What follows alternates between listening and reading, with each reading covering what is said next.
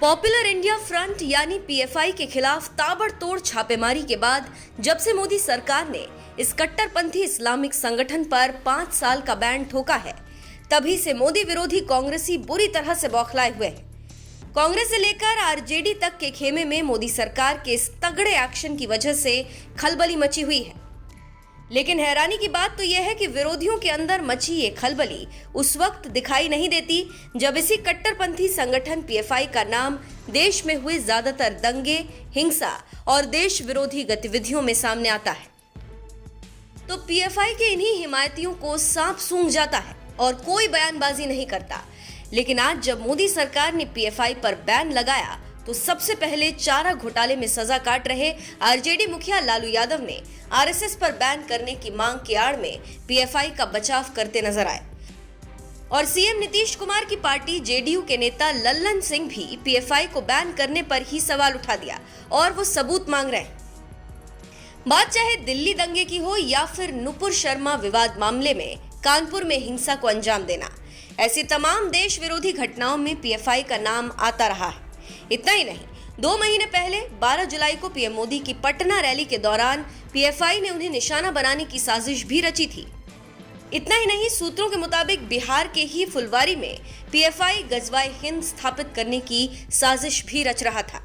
लेकिन इसके बावजूद बिहार में लालू और नीतीश की पार्टी पीएफआई के बचाव में बैटिंग करती नजर आ रही है। तभी तो बुधवार को पीएफआई पर बैन लगते ही लालू यादव का ट्वीट आ गया और उन्होंने कहा, पीएफआई की तरह जितने भी नफरत और द्वेष फैलाने वाले संगठन हैं, सभी पर प्रतिबंध लगाना चाहिए, जिसमें आरएसएस भी शामिल है।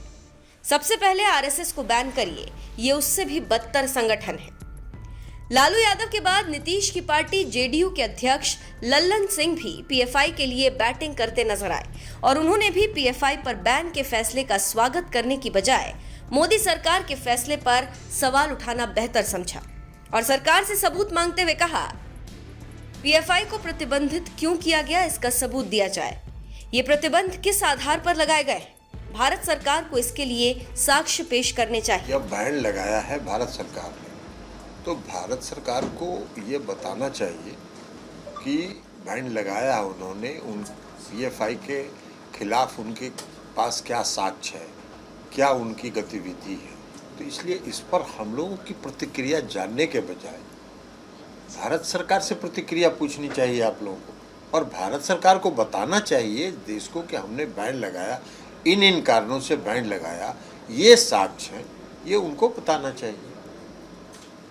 इसकी शुरुआत सर बिहार से ही हुई, जहां फुलवारी से पटना पुलिस नहीं, वो अलग बात है। घटना को किसी के साथ जोड़ के मत देखिए। कोई घटना हुई, भारत सरकार ने कार्रवाई की, उसमें राज्य सरकार ने भी सहयोग किया।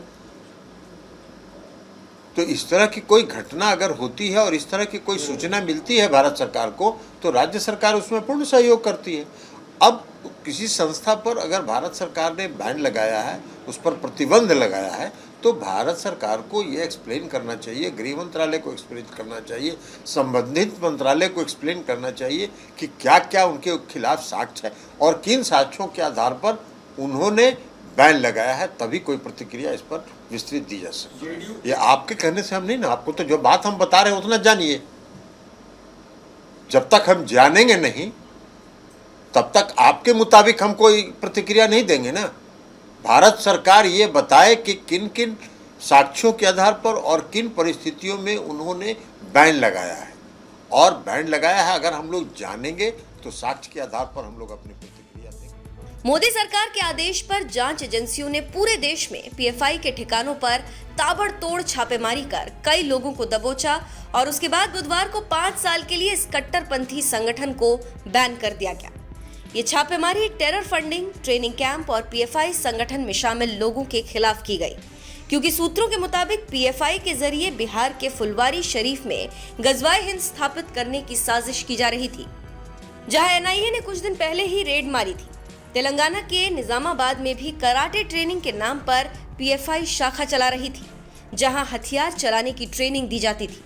इसके अलावा कर्नाटक के हिजाब विवाद और प्रवीण नेत्रु हत्याकांड में भी पीएफआई का कनेक्शन सामने आया था। लेकिन इसके बावजूद विपक्ष के नेता पीएफआई पर लगाए गए बैन पर सवाल उठा रहे और नीतीश की पार्टी तो सबूत ही मांगने लगी है कि पीएफआई को क्यों बैन किया गया, इसका सबूत पेश करिए।